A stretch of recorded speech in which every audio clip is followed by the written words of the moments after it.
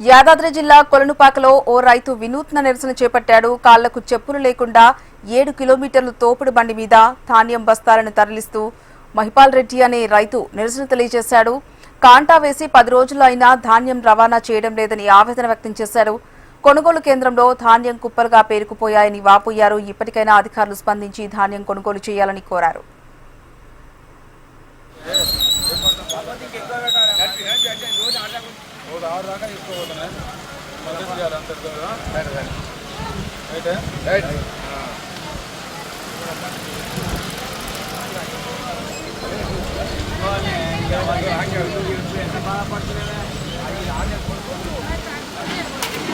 లేకుండా బస్సులో బాగున్నావా?